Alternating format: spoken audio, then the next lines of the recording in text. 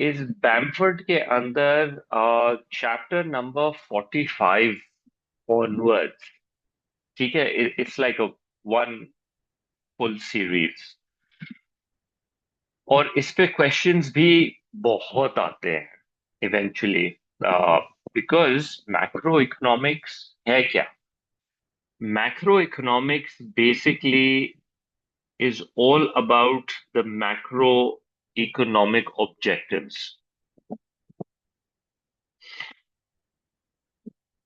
Okay, and almost as के अंदर और डे वन से हमारी कोशिश क्या होती है कि बच्चे on the finger tips are able to list them down. So as आपके भी दिमाग में आ रहा होगा कि macro economic objective number one is price stability.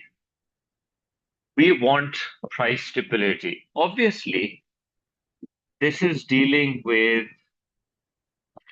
inflation. ठीक है. जब हम price stability की बात करते हैं तो the key thing that we want to talk about is that the government is aiming for low and stable inflation. That's what the government direction is. That this is what we want. हम चाहते हैं कि inflation less than 5% हो. Okay. Pakistan के अंदर हमारा जो target है वो समटाइम्स प्राइस स्टेबिलिटी आप लेकर आते हैं टारगेट के साथ. आप सेंट्रल बैंक एक टारगेट रखता है और फिर आप उस टारगेट रेंज के अंदर वर्क अराउंड करते हैं. पाकिस्तान के अंदर target range is 5 to 7%. Usually developing countries के अंदर आपका 5 से ऊपर और 10 के नीचे होता है. 5 to 10 की रेंज के अंदर होता है. डेवलप्ड के अंदर यूजुअली इट इज 5% और लोअर. ठीक है. 2%, 3%, usually that is what they're aiming for, because इसके कई सारे एडवांटेजेस होते हैं. We want stability. वी जैसे इसको आप बोलते हैं ना कि so from businesses point of view they will know कि रॉ मटेरियल क्या प्राइसेस से इंक्रीज होगा. As government they will know कि हम कितनी एक्सपेंशनरी पॉलिसीज यूज कर सकते हैं. हम वर्कर्स की क्या मिनिमम वेज सेट कर सकते हैं. फिर ट्रेड यूनियंस और लेबर्स जो हैं वो अपनी नेशनल मिनिमम वेज की निगोशिएशन में यूज कर सकते हैं उसको. अपनी सैलरी निगोशिएशन के अंदर यूज कर सकते हैं. कंज्यूमर्स अपनी सेविंग्स, अपने एक्सपेंडिचर, अपनी वेजेस, इन चीजों के ऊपर कर सकते हैं. एंटिसिपेट कर सकते हैं what will be the price. So there are obviously certain advantages and disadvantages. Pakistan के केस के अंदर हमने 5 to 7% का टारगेट रखा हुआ है because of Iran war and all. हम ऑलमोस्ट बिफोर ईरान वॉर हम ऑलमोस्ट 7% टारगेट रीच कर ही गए थे. तो अब लग ये रहा है कि we will go beyond it. 7% से ऊपर चला जाएगा because of the oil prices going up. तो obviously now the government will go into a panic mode कि अब क्या करें, अब हमें इसको रोकने की जरूरत है. तो they aim for contractionary policies which are already aware of, जिसमें पाकिस्तान में इंटरेस्ट रेट के चांसेस हैं कि interest rate they might actually not in the next meeting, but once the inflation rate goes beyond the 7%, it is a possibility that they'll start raising the interest rate. So ये कुछ बातें होती हैं which we want to keep an eye on. Again, I would recommend Bamford chapter 45 के अंदर you can go and you can look into the details of these particular macroeconomic objectives. I've pretty much talked about most of the stuff. The second major macroeconomic objectives I personally like talking is about the economic growth, right? जब हम economic growth की बात कर रहे हैं तो obviously we're talking about a rate, a percentage change in real GDP. Real GDP और nominal में एक फर्क हम क्रिएट करते थे एएस के अंदर भी और ए टू के अंदर भी. Why am I saying अगर ये रियल इकोनॉमिक ग्रोथ रेट होगा तो percentage change in real GDP, अगर ये नॉमिनल इकोनॉमिक ग्रोथ है तो इट्स ऑब्वियसली नॉमिनल जीडीपी। आपको पता ही है जीडीपी होती क्या है, the total value of goods and services produced in the country. उसका आप ईयरली परसेंटेज चेंज निकाल देंगे तो इकोनॉमिक ग्रोथ रेट निकल आएगा। हमें जो है रियल प्रेफरेंस होती है, क्योंकि जब आप एडीएस डायग्राम बनाते हो या आप वो हमारा 45 डिग्री इनकम एक्सपेंडिचर मॉडल बनाते हो, तो उन सब के अंदर हम रियल जीडीपी को इंपॉर्टेंस देते हैं, क्योंकि वो एक्चुअल परचेजिंग पावर को देखता है। अब यहाँ डिस्कशन ये आता है कि भाई इकोनॉमिक ग्रोथ की अगर जब हम बात भी कर रहे हैं तो देयर आर फ्यू थिंग्स जो आपको पता होना चाहिए, जो हमने प्रीवियस चैप्टर्स में डिस्कस किया हुआ है। One is you should have a clear understanding of actual versus potential. इसको मैं briefly टीपीसी से आपको याद कराऊंगा। टीपीसी के point inside was actual, on the curve is potential. Sometimes if you're producing on the curve, your actual and potential meets. ठीक। इसको हमने इकोनॉमिक साइकिल्स के थ्रू भी किया था कि किस तरीके से हमारी इकोनॉमिक साइकिल्स में अप्स एंड डाउन्स होते हैं, लेकिन एक लॉन्ग टर्म साइकिल क्या होती है, कुछ इस तरह से होती है। तो that sort of like showed us कि किस तरह से जो एक्चुअल है और जो पोटेंशियल है उसके अंदर वेरिएंसेस आ जाती हैं। That brings us to our discussion about how we can have an inflationary gap and we can have deflationary gaps। ये पूरा डिस्कस हुआ है in those chapters, national income का chapter, which we've spent a reasonable time on. We've done an essay on it. We've done the 45 degree model and all. तो उसमें हमने inflationary और deflationary का डिस्कस भी किया है, जब एक्चुअल पोटेंशियल मीट नहीं कर रहे होते हैं। Another thing we have to be mindful of is जब हम इकोनॉमिक ग्रोथ की बात करते हैं तो हम sometimes talk about sustainable economic growth. Sustainable economic growth was basically dealing with long term, uh, future generation related discussion कि resources जो है वो फ्यूचर जनरेशन तक लास्ट करने चाहिए। So it should not be a very high economic growth, but it should be something जो एक sustainable तरीके से, not like a sharp increase, but a sustainable growth. Rise आना चाहिए, maybe at low rate, but it should be continuous. ये नहीं हो कि आपने 2-3 साल 7-8% टच कर लिया और उसके बाद it crashes down to 2-3%. That's not sustainable at all. फिर उसके बाद जब हम इकोनॉमिक ग्रोथ की बात करते हैं, and you will come across this later on also, uh, which is to do with we want an inclusive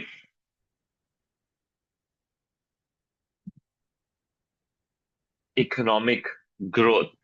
जब हम इंक्लूसिव की बात करते हैं तो we almost almost go into the idea of economic development. Although Bamford ने sustainability और develop economic development को सेपरेटली एज अ पॉलिसी भी डील किया है, तो you can go and take a look at that also थोड़ा detail के अंदर। पर डिस्कशन वही है। इंक्लूसिविटी के अंदर हम बात करते हैं कि हाउ जब इकोनॉमिक ग्रोथ होती है तो sometimes we worry that the rich can become richer and the poor is not getting a fair share of that growth। जो हम नॉर्मली देखते हैं कि एक जब लो इनकम कंट्री में डेवलपमेंट आती है तो जो अमीर होते हैं उनके बिजनेसेस होते हैं, जो अमीर होते हैं उनके बच्चे अच्छा पढ़ रहे होते हैं, जो अमीर होते हैं उनके पास ही अच्छी हेल्थ केयर की एक्सेसिबिलिटी होती है। सॉर्ट ऑफ हमारा एचडीआई की मैं पॉइंट्स बात कर रहा हूँ, economic growth, health care, education. तो लो इनकम कंट्रीज के अंदर द हैव्स के बच्चे ही ये चीजें अचीव कर रहे होते हैं। तो जब ग्रोथ आती है तो एक्चुअली वेल्थ कॉन्सेंट्रेट हो जाती है इन हैव्स के अंदर, और हैव नॉट्स पे कोई खास ट्रांसफर नहीं होता। जब हम इंक्लूसिव की बात करते हैं तो व्हाट वी मीन इज कि जब इकोनॉमिक ग्रोथ आई है तो everybody is benefiting, everybody in the society is experiencing a raise in their living standards in terms of all three things. Uh, not just a few are benefiting from it. ठीक है, तो इसका discussion आप again ma'am फिर से और थोड़ा detail में देखेंगे। फिर नंबर 3 के अंदर we want to have a discussion of that we want to achieve full employment, okay, और we want to achieve low unemployment. Similar ideas हैं दोनों, ठीक है। जब हम बात करते हैं फुल एम्प्लॉयमेंट की तो वी से कि ये एक वो लेवल ऑफ एम्प्लॉयमेंट होता है इकोनॉमी के अंदर, अम, इसको आप नेचुरल रेट ऑफ अनएम्प्लॉयमेंट भी कह सकते हो। आई थिंक इस पे आगे थोड़ा सा और डिटेल में डिस्कशन आएगा। बट फुल एम्प्लॉयमेंट होती है सर्टेन कंट्रीज के अंदर 3% पे, 3% ऑफ अनएम्प्लॉयमेंट, सर्टेन कंट्रीज में 5%। फुल एम्प्लॉयमेंट एक sort of long run concept होता है, at least from the classical point of view, it's a long run concept. Okay, economy eventually, even if you try to lower the unemployment in the short run, eventually economy के अंदर you will end up going back to a particular unemployment rate. और वो हो सकता है 5%, 3%, and usually it happens because of structural, voluntary, and frictional unemployment. Okay? तो जब हम ये बात करेंगे यहां पर just for policy purpose, I will just keep my discussion to that government की कोशिश होगी कि मिनिमम अनएम्प्लॉयमेंट होनी चाहिए इकोनॉमी के अंदर, so that everyone is earning X amount of income, and कोई इतनी कॉम्प्लिकेटेड अनएम्प्लॉयमेंट नहीं है। Cyclically it will sort itself out. जब इकोनॉमीज के अप्स एंड डाउन्स खुद ही ठीक हो जाएंगे तो ये मसले भी ठीक हो जाएंगे। ओके, तो इसमें हमारा एक थोड़ा सा लार्जर डिस्कशन होगा आगे जाके। और ये मेरा ख्याल है काफी, तो मैंने अनएम्प्लॉयमेंट के chapter, because there is a whole chapter designated to it, तो वहां पे काफी डिस्कशन हो चुका है। Number 4 is your balance of payment stability. इसके ऊपर हमने कुछ ज्यादा डिस्कशन किया नहीं है बिकॉज ये पूरा आपका इंटरनेशनल एस्पेक्ट इसके ऊपर है। एएस के अंदर हमने करंट अकाउंट और ओ लेवल में हमने करंट अकाउंट पे फोकस किया है, but I think if you study with me most of the time I explain the whole balance of payment at least ऊपर ऊपर से, but not, we did not go into the much details कि किस तरह से balance of payment में current account होता है, कैपिटल अकाउंट होता है, फाइनेंशियल अकाउंट होता है, एंड हम इसको मैनेज करने के लिए certain official foreign currency reserves को यूज करते हैं। ये सब इंटरनेशनल इश्यूज के अंदर आगे जाके डिस्कस होगा। मेन आइडिया क्या है? Balance of payment deals with inflows and outflows due to various reasons are in current capital and financial account. We want to equalize it. Why? Because जब आपकी country के अंदर इनफ्लो आ रहा होता है तो दैट मीन्स आपकी करेंसी की डिमांड पे इम्पैक्ट आ रहा होता है, और जब आपकी करेंसीज की आउटफ्लो क्रिएट हो रही होती है तो दैट मीन्स आपकी करेंसी की सप्लाई पे इम्पैक्ट आ रहा होता है। डिमांड इक्वल्स टू सप्लाई आपने करना होता है, basically that's what your intention is. Why do you want to do that? Because eventually it leads to foreign exchange stability. So some people treat this as a separate objective of the government.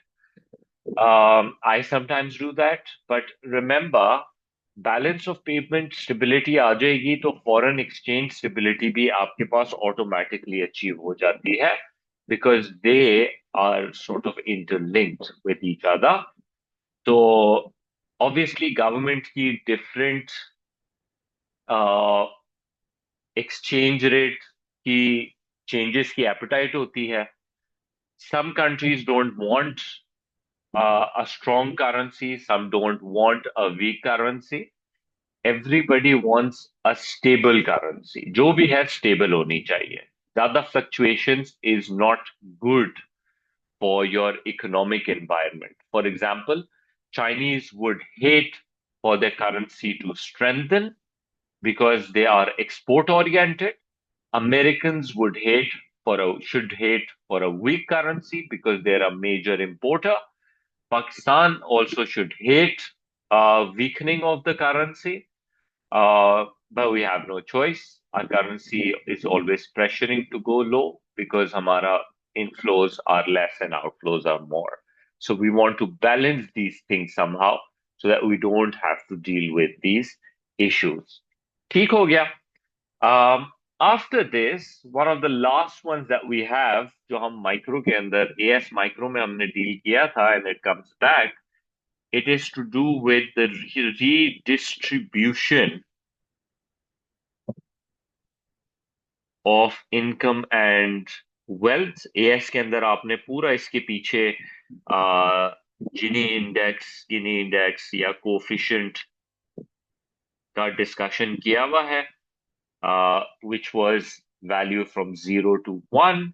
1 means perfect inequality, meaning कि एक बंदे के पास जो है वो सारा पैसा है, and 0 means perfect equality. That means that everyone is equal, right? ऐसे हमारा एक डिस्कशन था इसके अंदर. uh, And then how do you achieve this? Through progressive taxation and transfer payments and subsidizing and all these different things. So we'll come to that eventually. Okay. फिर उसके बाद, this was chapter 5. Okay, not many pages, not much to discuss. Okay. फिर उसके अंदर हम जाते हैं कि किस तरह से these policies that we've done. फिर आप जाते हैं बैम्फर्ड की चैप्टर नंबर 46 के अंदर, and this is one of the most crucial chapter because अब क्या होता है, चैप्टर नंबर 46 के अंदर we discuss basically links between these objectives, कि किस तरह से हम जब एक आध ऑब्जेक्टिव को अफेक्ट करने जा रहे होते हैं तो वो दूसरे ऑब्जेक्टिव्स को अफेक्ट करता है. तो फॉर एग्जाम्पल अगर मैं अपने पहले 3 ऑब्जेक्टिव्स ले लूं on the left. Okay, these 3 objectives are price stability, economic growth and full employment. Personally I love these ones because इसके अंदर आपका सबसे बड़े डिस्प्यूट्स यहीं पे ही आ जाते हैं, और वो डिस्प्यूट्स जो है हम टैकल करने की कोशिश करते हैं हमारे 2-3 आइडियाज के अंदर.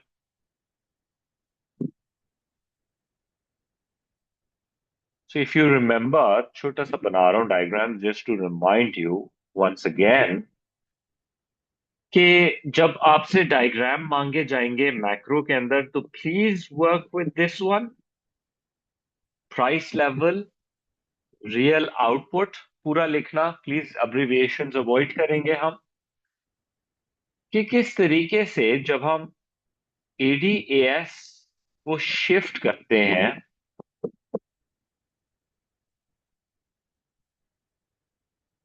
तो हमारे इक्विलिब्रियम्स पे कुछ इम्पैक्ट्स आते हैं उसके. The other one that I actually like to discuss is this one.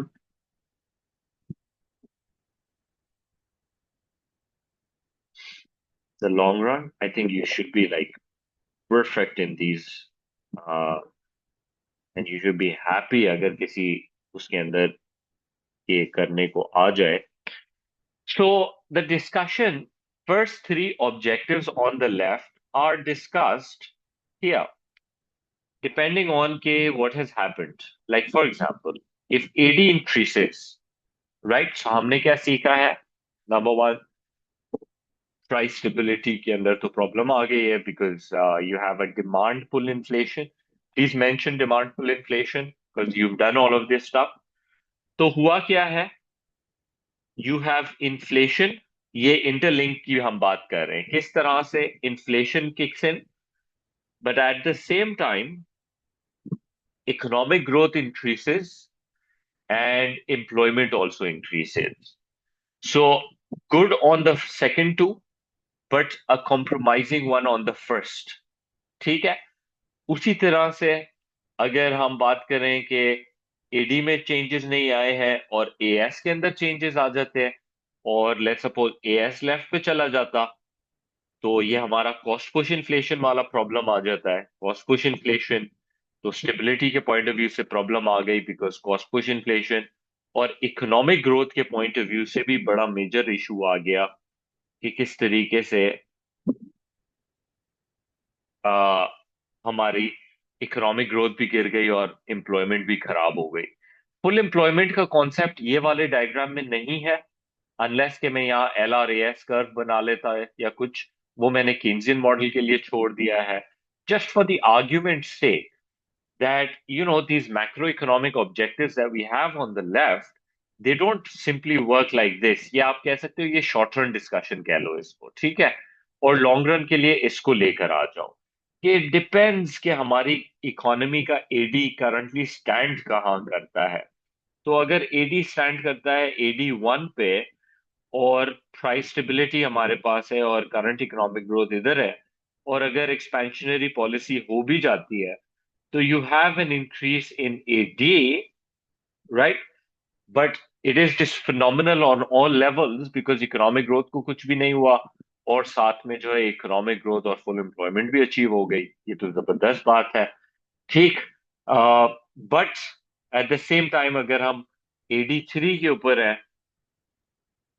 तो ये थोड़ी सी हमारे लिए कॉम्प्रोमाइजिंग पोजीशन हो जाती है because any increase in AD at this point can be a problematic one because it's going to be all inflationary, and nothing will happen to the price level and all. So, yeah, AD4, this is what we can have, and this is what the discussion can be on. तो ये I'm sure that you already done. तो एक तो मुझे हमेशा this is the discussion which I would always like you to bring up कि किस तरह से प्राइस स्टेबिलिटी और इकोनॉमिक ग्रोथ, प्राइस स्टेबिलिटी और फुल एम्प्लॉयमेंट और इकोनॉमिक ग्रोथ का किस तरीके से आपस में लिंक है, ठीक है? फिर उसके बाद बैम्फर्ड ने जो सबसे पहला रिलेशनशिप डिस्कस किया है, that relationship is to do with the internal and the external value of money. Okay? ये क्या मसला है? Internal value versus the external value. इसको समझाने के लिए हम डील करते हैं, एक तो आपकी internal purchasing power of money, जो कि हम इन्फ्लेशन के कॉन्टेक्स्ट में, अगर आपको याद हो, ठीक, इन्फ्लेशन कॉन्टेक्स्ट में क्या होता है कि जब हमारी इकोनॉमी में इन्फ्लेशन होती है, तो लोग जब गुड्स एंड सर्विसेज खरीदने जाते हैं, तो they realise the same 100 rupee, 1000 rupee is not buying us the same amount of goods and service. ये इंटरनल प्रॉब्लम है। एक्सटर्नल प्रॉब्लम जो है वो डील करता है आपके फॉरेन एक्सचेंज वैल्यू के साथ, राइट? सो जैसे अगर आपकी कंट्री के अंदर आपकी करेंसी जो है, अगर एक्सचेंज रेट गिर जाता है, जैसे पाकिस्तान के केस में इज एक्सपेक्टेड कि हम 280 से हो सकता है 290, 300 पे चले जाए, तो then what will happen? Then our purchasing power to buy imported goods fall and foreigners purchasing power to buy our good goes up, ठीक है? तो इस से हम इंटरनल और एक्सटर्नल को देखते हैं। अगर मैं इन्फ्लेशन को अपना रीजन बना रहा हूं, which you can do, I recommend you to do. अगर हम अपना रीजन बना रहे हैं इन्फ्लेशन, अगर मुल्क में इन्फ्लेशन है, तो इंटरनल वैल्यू जो है वो हमारी लूज कर जाती है। we're losing the internal value of goods and services being bought। जब हमारी इकोनॉमी में इन्फ्लेशन आती है और हमारे गुड्स महंगे हो जाते हैं, तो वी नो कि प्राइस ऑफ एक्सपोर्ट्स जो हैं वो राइज कर जाते हैं, जिसकी वजह से जो क्वांटिटी ऑफ एक्सपोर्ट्स है वो गिरनी चाहिए, जिसकी वजह से डिमांड फॉर आर करेंसी जो है वो गिरनी चाहिए। सो टर्न्स आउट कि हमारी एक तरीके से जो एक्सटर्नल वैल्यू है उसमें भी एक लॉस देखने को आता है। तो ये तरह चेन ऑफ थॉट को जरूर समझो और समझना। अगेन पैम्फर्ड में इसके अंदर एक रीजनेबल डिस्कशन हुआ हुआ है, so you can take a look at that also. ये ऑब्वियसली मैंने क्यों इसको इस तरह से ब्रीफली कर रहा हूँ, बिकॉज हमने एक्सचेंज रेट को अभी बहुत डिटेल के अंदर आई हैवंट डेल्ट विद, उसके ऊपर पूरा एक चैप्टर है which needs to be dealt with. Okay, फिर नॉट ओनली दैट, बट हम एक ये लिंक भी बनाते हैं कि किस तरह से इकोनॉमीज के अंदर inflation inflation affects balance of payment stability. इनका भी आपस में एक लिंक है, एंड ऑलमोस्ट वो लिंक मैंने यहाँ पे पार्शली तो समझा ही दिया है, but let's look at the chain effect. Basically ये जो लिंक्स की बात हो रही है, ये चेन इफेक्ट्स का ही डिस्कशन है।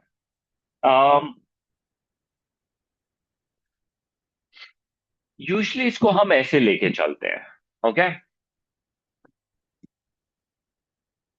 एंड आई थिंक इसका आगे भी जाके डिस्कशन तो आ ही जाएगा। यू नो हाउ हमारी इकोनॉमिक साइकिल्स के अंदर जब हम बात करते हैं कि एक्चुअल इज लाइक दिस, लेकिन एक जो पोटेंशियल एक लॉन्ग टर्म साइकिल है वो थोड़ी सी इस तरह से है।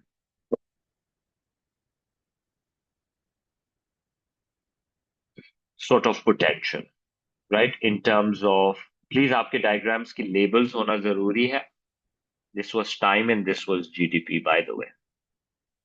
अब डिस्कशन क्या है, यहां पर क्या हो रहा है, दिस बूम साइकिल जिसको हम बोलते हैं, what is going on over here in terms of the four macro economic objectives, what is going on.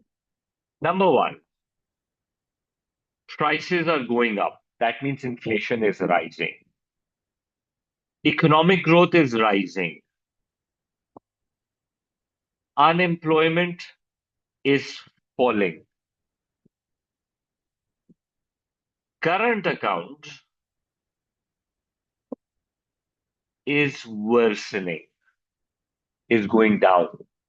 ये भी होता है। अब यहां पे मैं दिखाना चाह रहा हूं आपको किस तरह से ये दोनों ऑपोजिट डायरेक्शन में जा रहे हैं, सजेस्टिंग कि price levels are going up, current account is actually going down. ये लेकिन लिमिट आप कर रहे हो टू द बूम साइकिल। ये स्टैगफ्लेशन के केस में ये नहीं होगा, स्टैगफ्लेशन में तो उल्टा हो जाएगा इनफैक्ट। तो यहां हम क्या बात कर रहे हैं कि if the prices are, if economy is progressing, unfortunately the same idea, inflation happens, price of export goes up, quantity of export falls down, net effect, exports revenue starts to go down, और वो आपके फिर current account को negatively affect करता है। And साथ ही में import rises, because when people's incomes are going up, economic growth is going up, their consumption is going up, party is on, तो फिर इंपोर्ट्स जो है वो राइज कर जाते हैं अनफॉर्चुनेटली। एंड साथ ही में जब इन्फ्लेशन होती है तो price of imports relatively, not absolute but relatively सस्ती हो जाती हैं, जिसकी वजह से इंपोर्ट्स राइज कर जाते हैं। तो ये भी एक प्रॉब्लम सिचुएशन है। ऑन द सेकेंड हैंड, जब इकोनॉमी हमारी रिसेशन या स्लम्प साइकिल में होती है, तो हम कहते हैं कि इकोनॉमी में deflation is coming in, okay. deflation is happening, and economic growth is falling, and unemployment is rising, and your current account tends to actually improve during this time.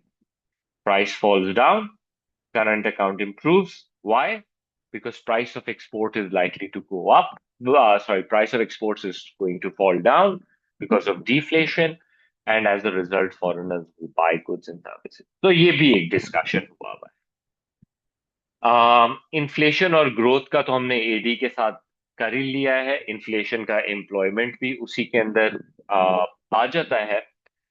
लेकिन वन वेरी इंपॉर्टेंट कॉन्सेप्ट, अगर link के ऊपर chapter आ जाए and you don't discuss this, we have a problem. Okay, because जो हमारा सबसे एक अलग से एक खास थ्योरी जो डिस्कस होती है, जिसको हम फिलिप कर्व का नाम भी देते हैं। So basically professor Bill Phillip का डिस्कशन है ये, जिसमें हम एक फिलिप कर्व बनाएंगे और इसका डिस्कशन आई थिंक मैंने at length I will be doing it in my lectures. यहाँ पर let me just deal in its most basic way. Okay,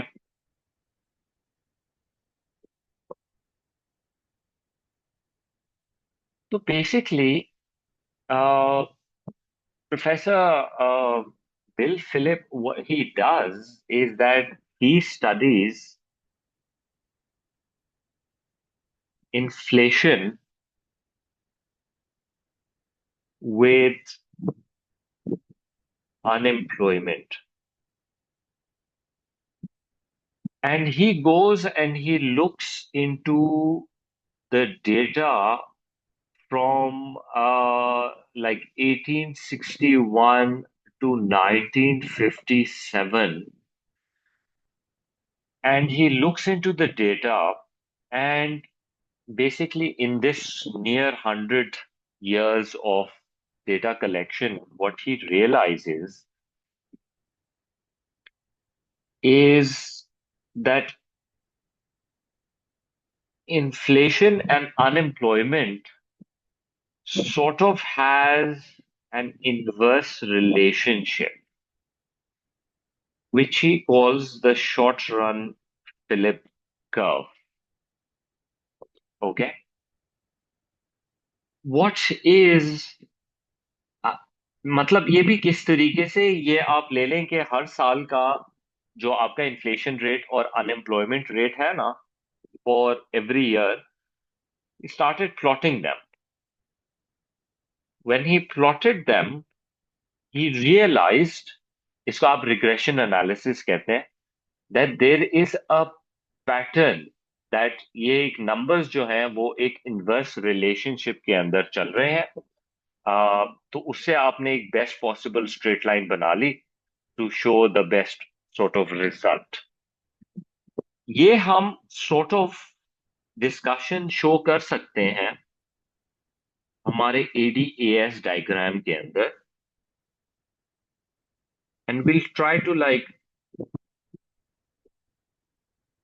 sum up this discussion. Basically, what was happening during these years and post some of these years was कि किस तरीके से जब economy grow कर रही थी, डिमांड साइड ग्रोथ खास तौर पे, तो notice what is happening to employment and what is happening to price. तो व्हेन एडी इंक्रीसेस, हमने ऑब्जर्व किया कि हमारी prices, inflation is going up and unemployment is going down, right? It's sort of like a situation that if we are currently standing at point A, where you have this much unemployment and you have this much of inflation, Okay, let's suppose this is where we currently stand at. Numbers दूं तो मैं 4% unemployment and sorry, 4%, yeah, 4% unemployment we have and 5% inflation. This is where the economy currently stands at. Okay. अब economy के अंदर जब AD बढ़ा, and AD अगर आपको याद हो तो ज्यादातर गवर्नमेंट की फिस्कल और मॉनेटरी डिमांड साइड पॉलिसीज जो होती हैं वो इकोनॉमिक ग्रोथ और इन्फ्लेशन और अनएम्प्लॉयमेंट को अचीव करने के लिए, अनएम्प्लॉयमेंट कम और इकोनॉमिक ग्रोथ बढ़ाने के लिए आप शॉर्ट टर्म में डिमांड साइड पॉलिसी यूज करते हैं, just like what I have shown. अब उसमें हुआ कुछ यूं है कि हम पॉइंट ए से पॉइंट बी के ऊपर चले गए with higher inflation and lower unemployment. तो हमने ऑब्जर्व क्या किया कि we were able to sort of, इसको मैं थोड़ा सा नंबर्स चेंज कर रहा हूँ। Unemployment, let's take it a little more drastic. Let's say 8%, and we were trying to actually solve this problem. Unemployment कम करना चाह रहे थे, तो हमने कैसे कम किया? हमने डिमांड साइड पॉलिसीज को यूज किया, उससे हमारी अनएम्प्लॉयमेंट गिर गई, 4% पे आ गई। लेकिन अनफॉर्चुनेटली एडीएस का डायग्राम हमें बता रहा है that the prices actually went up, and let's say हमारे यहाँ जो इन्फ्लेशन हो गई वो रिलेटिवली हायर साइड के ऊपर चली जाती है।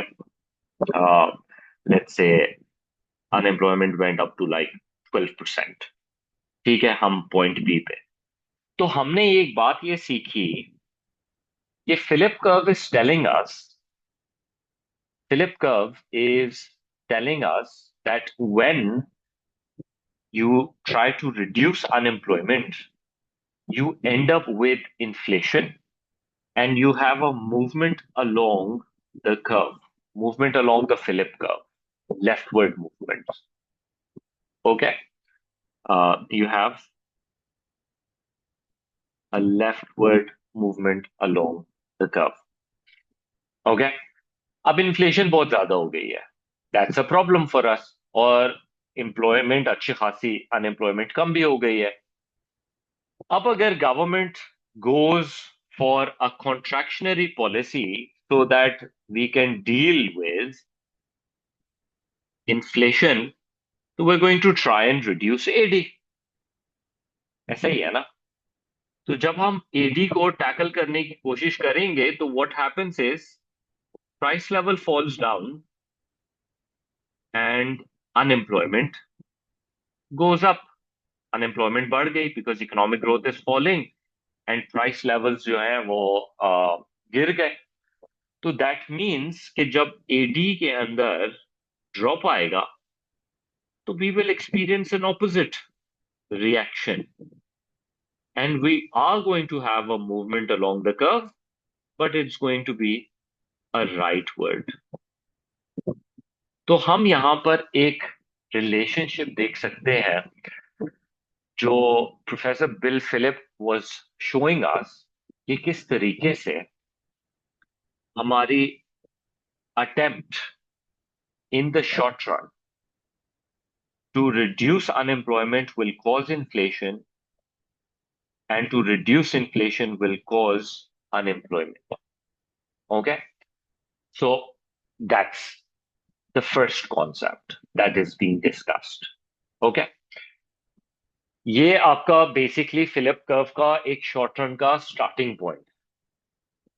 फिर आपको फिर एक फर्दर डिस्कशन करना पड़ेगा कि Phillip curve changes into something called an expected या augmented Phillip curve. Augmented Phillip curve, augment मतलब कि कुछ एड ऑन होना उसके अंदर। ये आपको डिस्कस कराता है कि कुछ एक्सपेक्टेशंस का एलिमेंट कम्स इनटू प्ले। अब ये बहुत गौर से देखो, because this later becomes a part of discussion. और ये भी थोड़ा सा ये लेटर फिनोमिनन है। ये मिल्टन फ्रीडमैन जो आपके मॉनेटरिस्ट हैं, बेसिकली जो मॉनेटरी पॉलिसी में बिलीव करते हैं, ये Milton Friedman basically developed this कि फिलिप कर्व के अंदर एक हमने ये भी नोटिस किया है that there is an add on. अब गौर से ये एड ऑन को सुनो। होता क्या है, जब इकोनॉमी के अंदर आप यहां पर थे पॉइंट ए पे, आपने कहा अनएम्प्लॉयमेंट ज्यादा है, इसको कम करने की जरूरत है। ओके, तो इसको कैसे कम करेंगे हम? Expansionary policy, fiscal and monetary policy, you can do both but mainly you will use the demand side policy. जब आपने एडी को बढ़ाया तो you got inflation while reducing unemployment. जबरदस्त। Short run problem solved, unemployment fell down, prices economy के अंदर बढ़ गई है।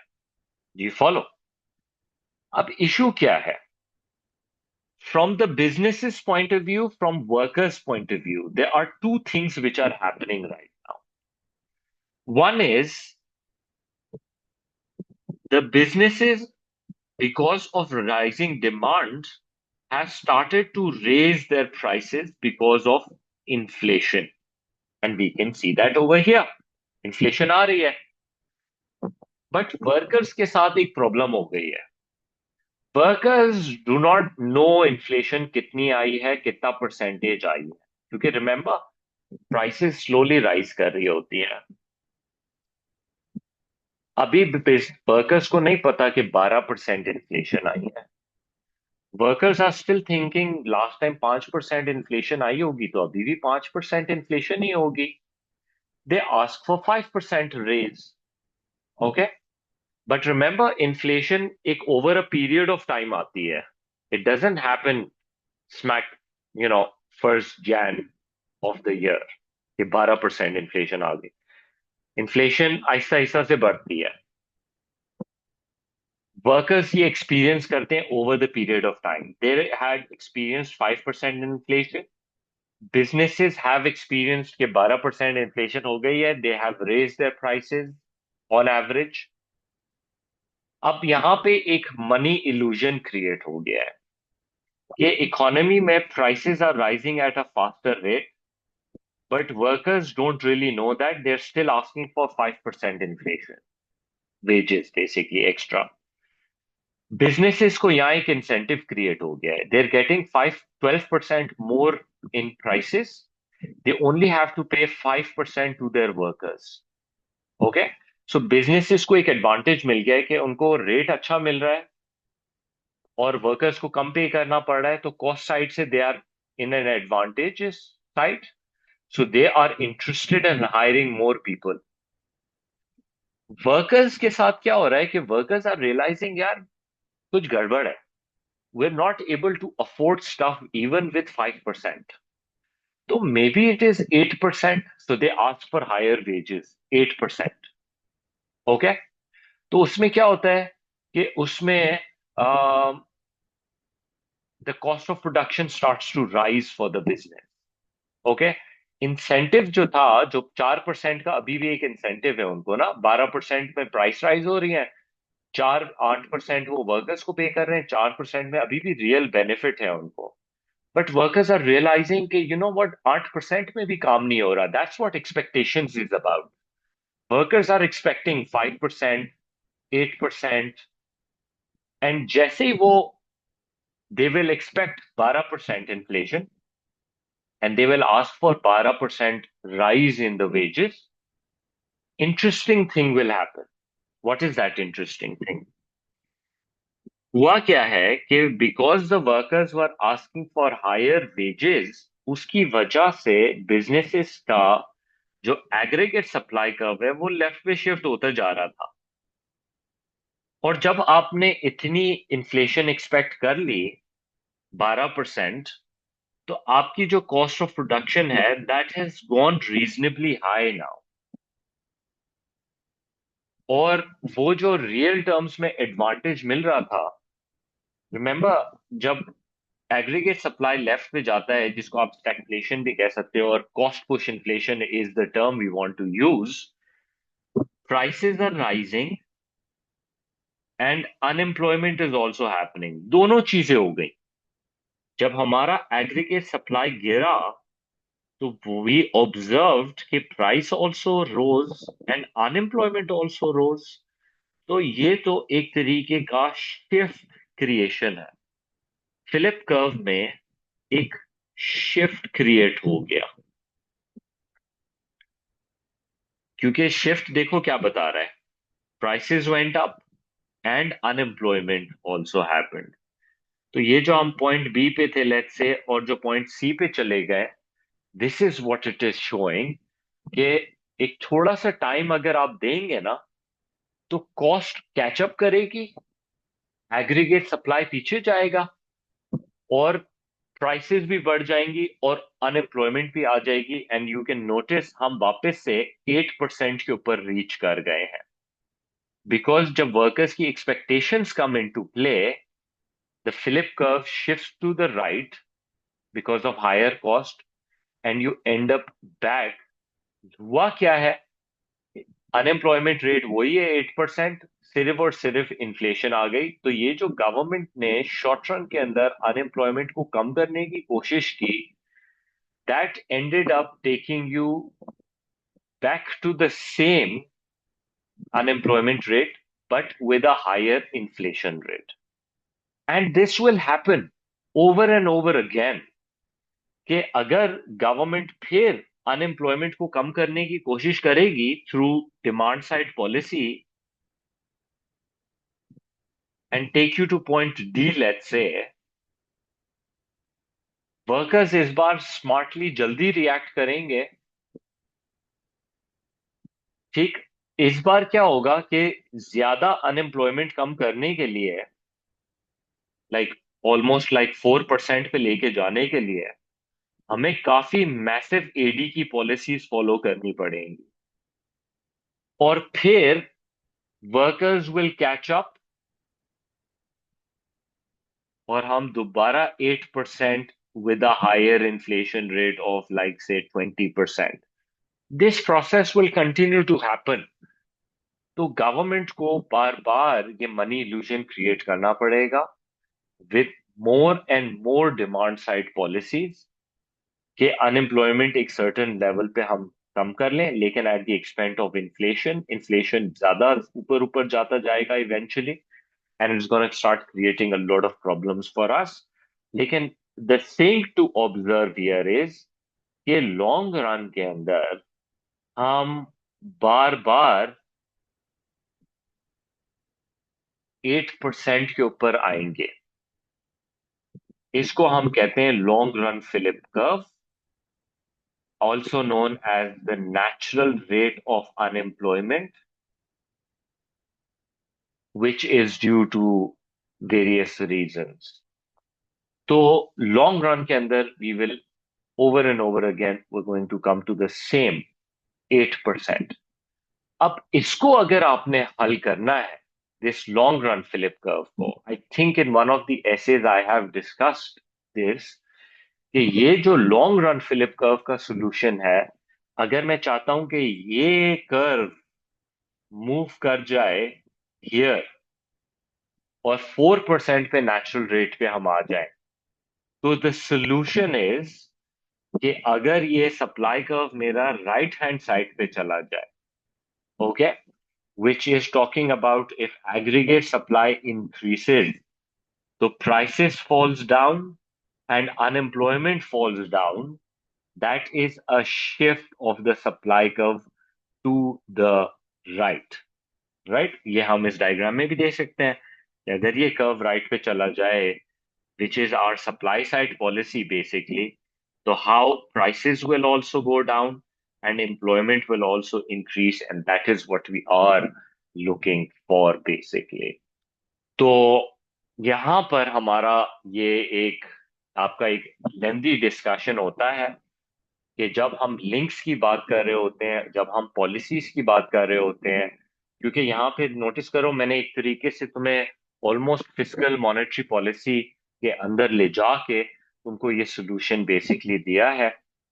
ये आपका फिस्कल एंड मॉनेटरी पॉलिसी हो गया, ये आपका सप्लाई साइड हो गया, और कैसे वो इन्फ्लेशन और अनएम्प्लॉयमेंट को थ्रू द फिलिप कर्व पूरे इस आइडिया को टाई अप करते हैं, तो आप ये समझ लें कि अगर आपका क्वेश्चन आ जाता है पॉलिसीज के ऊपर, और वो किस तरीके से policies different macro economic objectives को डिस्कस करते हैं, तो यहाँ inflation unemployment through your Phillip curve, and left पे जो एडीएएस डायग्राम्स हैं, वो inflation unemployment and economic growth तीनों को टाई अप कर देगा। ठीक है। फिर जो दूसरे हमारे और डिस्कशंस थे बैलेंस ऑफ पेमेंट के ऊपर और एक्सचेंज रेट्स के ऊपर and all of that, that can be discuss separately, but your major chunk of that essay is this discussion right here. ठीक हो गया। So that sort of like sums up our chapter number 46, और मैंने almost chapter number 47 के अंदर I have gone in, but that is a topic which I will continue in the next lecture, which is a continuation of this. And the most important one, after I've given you this brief, अब हम जाएंगे किस तरह से fiscal policy, monetary policy, supply side policies, and there is an add-on to supply side policy जो तुमने as में नहीं किया हुआ है, which we will talk about, and eventually sorting this whole thing before we can move into the international economic issues के ऊपर।